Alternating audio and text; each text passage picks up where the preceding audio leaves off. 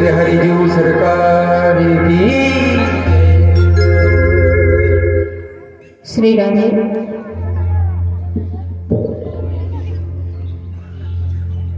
तो आज श्री सुखदेव जी महाराज भगवान की कथाएं परीक्षित जी को सुनाएंगे। कथाएं तो केवल दो वंश की चलेंगी, एक तो रघुवंश की और दूसरी सूर्यवंश चंद्रवंश की, क्योंकि रघुवंशी ही सूर्यवंशी थे पहले, जो राजा रघु के नाम से चला है। तो सबसे पहले तो अपन ये समझ लेते हैं कि ये चंद्रवंश और सूर्यवंश चला कैसे है, उसके बाद कथाएं हुई।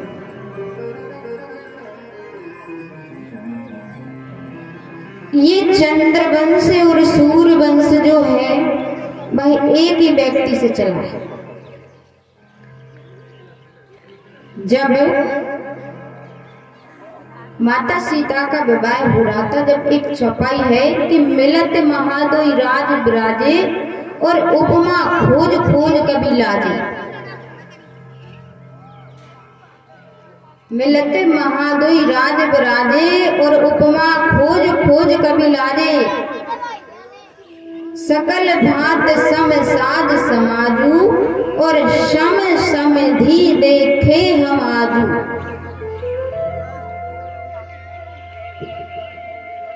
तो कवियों ने लिखा है कि सम समधि देखे हम आंसू।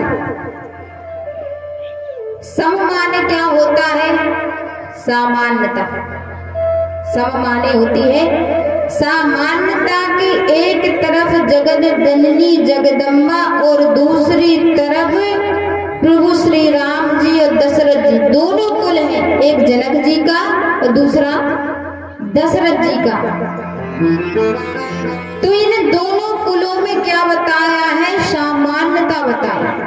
देखिए, पहली सामान्यता तो यही है कि लक्ष्मण जी जो है वो पृथ्वी से है, क्योंकि शेषनाग जी है। और दूसरी बात, माता सीता जी जो है वो पृथ्वी से है, और महाराज दशरथ जी जो है वो भी पृथ्वी से है,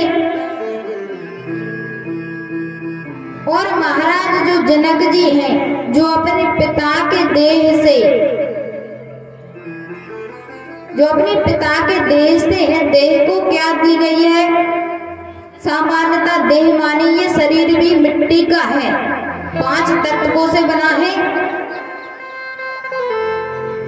क्षिति जल पावक गगन समीरा और पंच रचत अधम शरीरा।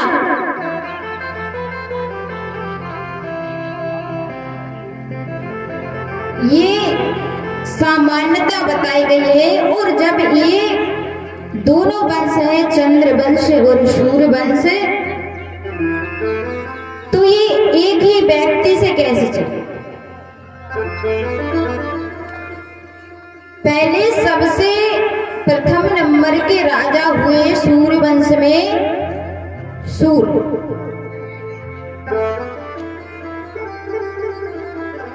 और सूर्य के पुत्र हुए वैवस्वत मनु। जब वैवस्वत मनु के कोई संतान नहीं हुई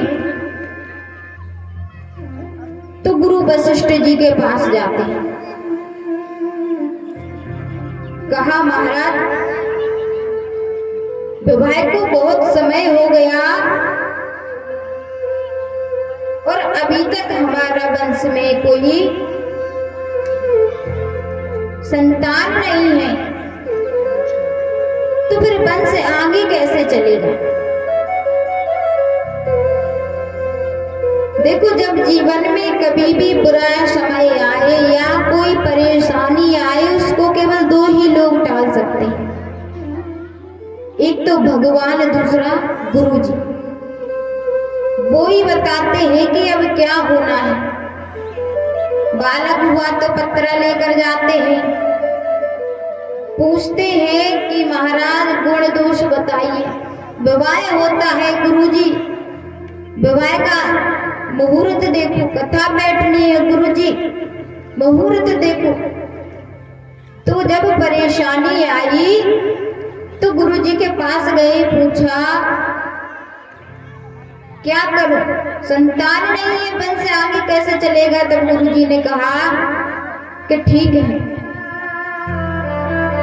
संतान नहीं है तो फिर यज्ञ करो। जब यज्ञ किया तो वैवस्त्र मनु की पत्नी का नाम है श्रद्धा। जब उसमें आहुति डाली जा रही थी, जब उसमें आहुति डाली जा रही थी।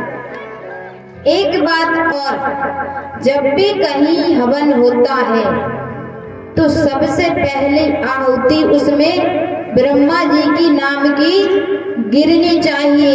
अगर ब्रह्मा जी की नाम की पहली आहुति नहीं गिरी तो फिर वो हवन नहीं, फिर तो जो समझ लीजिए जैसे मरघट में हवन करे ऐसा माना जाता है, उसका कोई फल नहीं है। इसका कोई फल नहीं है। एक बार क्या हुआ कि जब ब्रह्मा जी और नारायण जी का प्राकट्य किया भोले बाबा ने, तो भगवान ने शिवलिंग रूप में अवतार लिया और कहा कि जो भी इस शिवलिंग का अंत का पता लगाकर आएगा,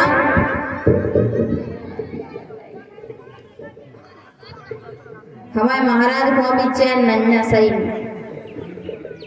कछु ना कछु करते ही रहे, पंडित बुद्धि है चलाते ही रहे। तो भगवान शंकर ने कहा कि जो भी इस शिवलिंग का अंत का पता लगाकर आएगा, तो ब्रह्मा जी ने क्या किया कि चलो मैं जाता हूं, मैं ऊपर जाता हूं।